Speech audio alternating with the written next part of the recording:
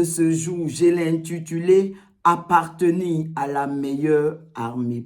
Aussi longtemps que nous sommes sur la terre, en tant qu'enfants de Dieu, nous sommes engagés dans un combat. Et le livre d'Éphésiens 6, le verset 12, nous décrit notre adversaire dans ce combat. Parce que ce livre de Éphésiens 6, verset 12 nous dit que nous n'avons pas à lutter contre la chair et le sang, mais contre les dominations, contre les autorités, contre les princes de ce monde de ténèbres, contre les esprits méchants dans les lieux célestes.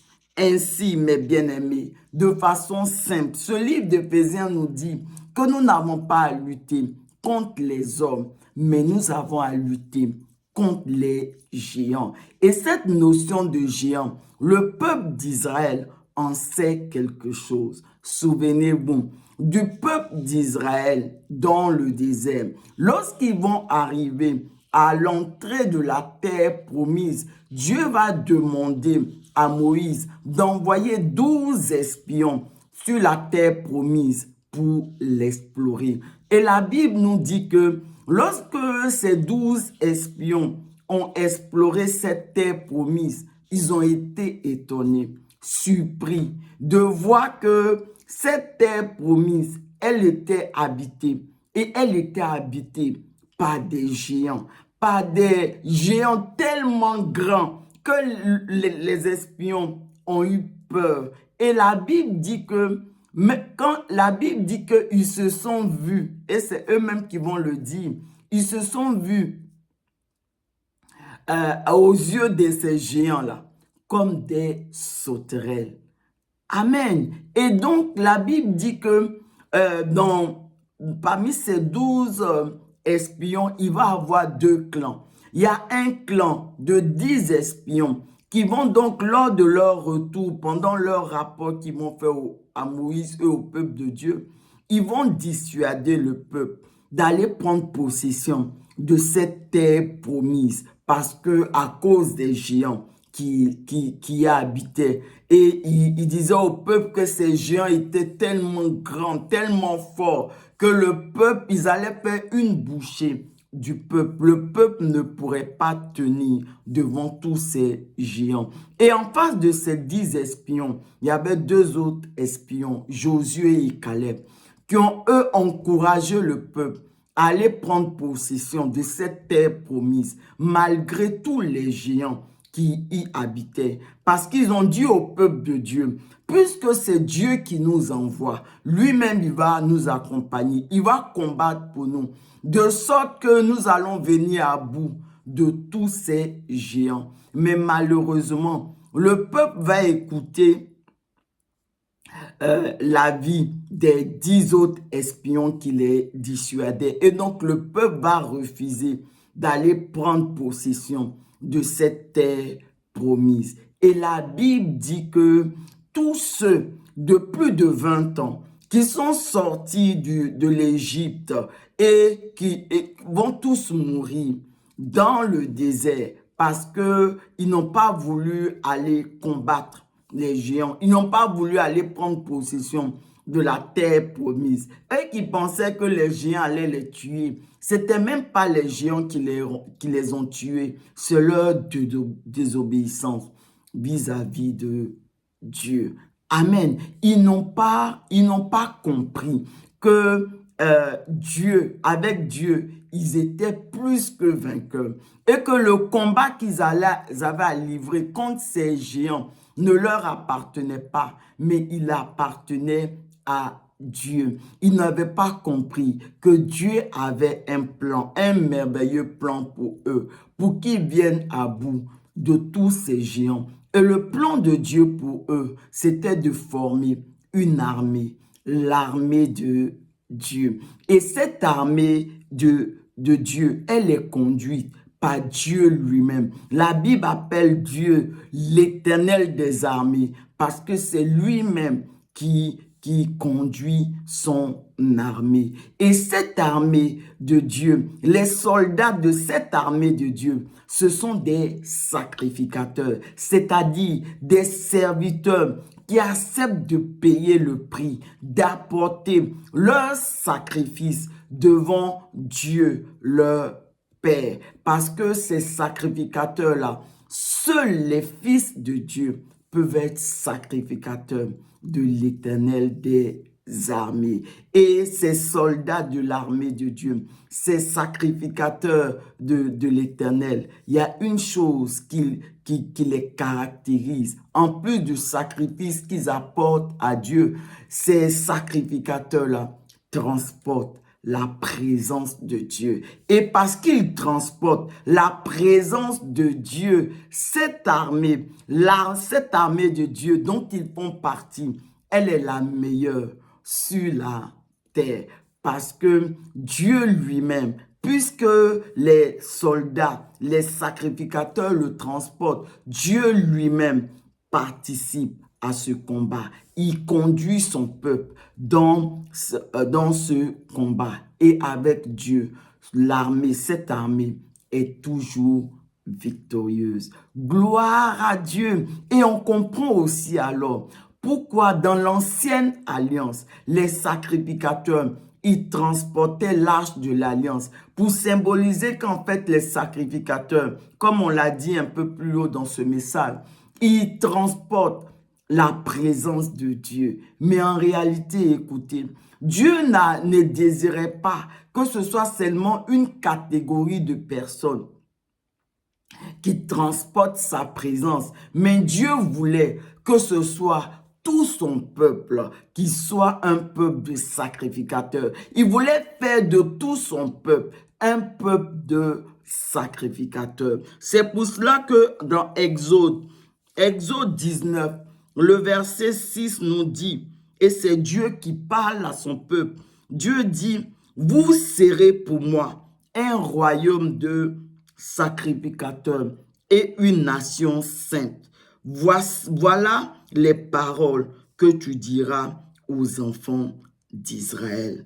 Amen. Gloire à Dieu. Dieu désire avoir un peuple de sacrificateurs. Dieu est en train de former un peuple de sacrificateurs. Et ce qu'il avait commencé dans l'ancienne alliance, il le continue aussi aujourd'hui avec nous au travers de notre Seigneur Jésus. Mais avant de continuer, j'aimerais dire également que dans l'ancienne alliance, c'est lorsque le peuple d'Israël est devenu ce peuple de sacrificateurs que Dieu voulait qu'il soit en ce moment-là. Ils ont pu entrer en terre de Canaan, affronter tous ces géants et remporter la victoire sur eux et pour posséder effectivement cette terre promise, cette terre de Canaan. Et aujourd'hui, dans la nouvelle alliance, Dieu continue ce qu'il a commencé dans l'ancienne alliance.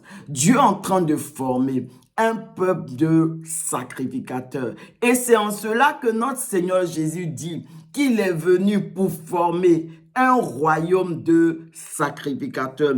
Et c'est ce qu'il nous dit dans Apocalypse 5, le verset 10.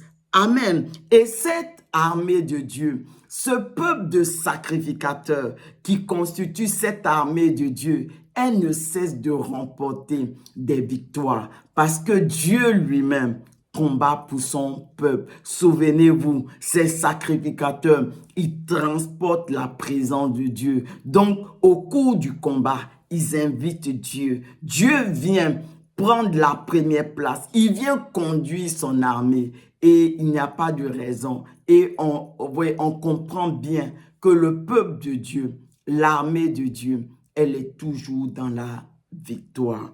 Amen.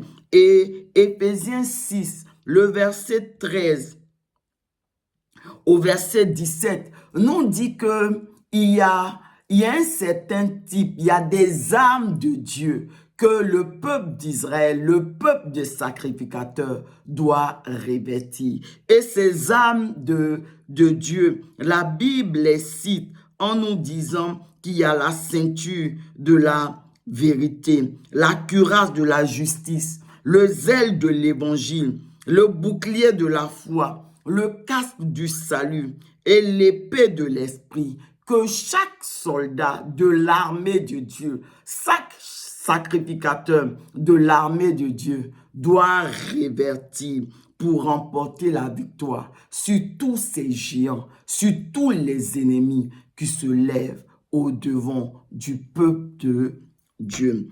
Amen. Veux-tu résister à tous ces géants, à l'ennemi? Veux-tu résister dans les mauvais jours et demeurer ferme, tenir ferme après avoir tout supporté? Tu dois devenir un sacrificateur de l'Éternel des armées. Tu dois apporter ton sacrifice à Dieu, ton Père. Tu dois accepter de payer le prix pour apporter à Dieu, ton Père, le sacrifice. Ton sacrifice, non seulement ton propre sacrifice, mais également les sacrifices du peuple. Amen. Maintenant, regardez, on l'a vu, on vient de le voir dans ce livre de Éphésiens 6, le verset 13 au verset 17, que les soldats de l'armée de Dieu doivent revêtir les armes de Dieu qu'on a citées tantôt. Et pour que les soldats de l'armée de Dieu puissent revêtir tous ces armes de Dieu, regardez ce que Dieu fait. Dieu a caché dans chaque état de service, dans chaque service ou bien dans chaque travail que Dieu demande aux sacrificateurs d'accomplir devant lui. La Bible dit que Dieu a caché ses armes pour le combat spirituel, de sorte que au fur et à mesure que le sacrificateur est en train d'exercer, d'accomplir son sacerdoce et de servir Dieu, en réalité, il est en train de se revêtir de toutes ces armes de Dieu et il est en train de remporter la victoire face à tous ces géants. Je vous propose qu'on puisse regarder ensemble le cas d'une arme. Prenons celle, par exemple, l'épée de l'esprit dont Éphésiens nous parle. La Bible dit que les sacrificateurs dans l'ancienne alliance, chaque jour, ils devaient aller changer les pains de proposition qui étaient sur la table de proposition dans le lieu saint du tabernacle. Et lorsqu'ils changeaient ces pains de proposition, ils mettaient les nouveaux pains, ils retiraient les pains, les anciens pains, les pains de la veille. La Bible dit que les sacrificateurs allaient après pour manger ces pains de la veille, de sorte qu'il y ait toujours dans le lieu saint du tabernacle. Le pain qui était dans le lieu saint du tabernacle, c'était le pain frais, le pain du jour en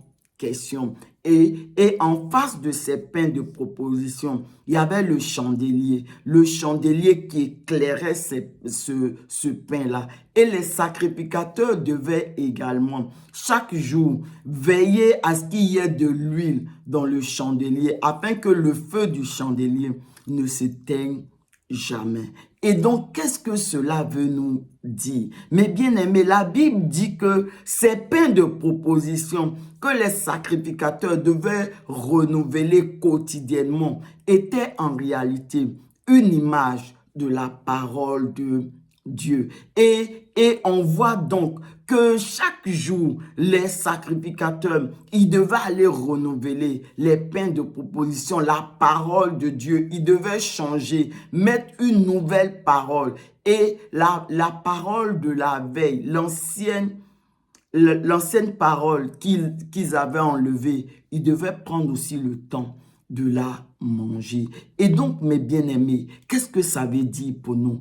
Au fur et à mesure que les sacrificateurs étaient en train d'accomplir ce acte-là, de changer les pains de proposition, de mettre les nouveaux pains, d'éclairer, de veiller à ce qu'il y ait de l'huile dans le chandelier pour éclairer ces pains de proposition, en réalité, ils étaient en train de saisir l'épée de l'esprit qui est la parole de Dieu. Ils étaient en train de vraiment obtenir, de recevoir cette épée dont ils avaient besoin dans le combat spirituel. Donc, c'est ainsi, pour chacune des activités du service que les sacrificateurs avaient à faire dans la maison de Dieu, cela correspond, je vais le dire encore, à vraiment une arme de combat qu'ils recevaient de la part de Dieu. De sorte que, en fait, chaque jour, lorsque le sacrificateur venait travailler dans le tabernacle, dans la maison de Dieu, en fait, il était en train de revêtir les armes de Dieu et de remporter la victoire sur les géants, sur l'ennemi, sur Satan et sur tout son royaume. Tel est l'héritage de chacun d'entre nous en tant que sacrificateur de l'Éternel des armées. Et donc, c'est à cela que Dieu nous appelle. Dieu veut que chacun d'entre nous, nous puissions vraiment, en tant que sacrificateur, lui payer le prix et lui apporter notre sacrifice, de sorte que nous soyons vraiment armés, équipés, nous puissions revêtir nos armes, les armes de Dieu, de sorte que tous les jours de notre vie, nous puissions résister à l'ennemi, nous puissions avoir la victoire sur les géants et sur tout le royaume des ténèbres et nous puissions demeurer, tenir ferme après avoir tout surmonté. Est-ce que nous pouvons ensemble élever la voix maintenant et prier ensemble? Seigneur Jésus, oh merci d'avoir fait de nous un royaume de sacrificateurs. Et alors que en ce jour, nous sommes encore en train de prier au nom puissant de Jésus, fortifie-nous afin que nous puissions payer le prix pour apporter notre sacrifice à Dieu, afin que nous puissions revêtir toutes les armes de Dieu pour résister au diable, pour résister, pour avoir la victoire sur tous les géants qui se dressent au-devant de nous et pour pouvoir tenir ferme après avoir tout surmonté. Merci Seigneur. Amen.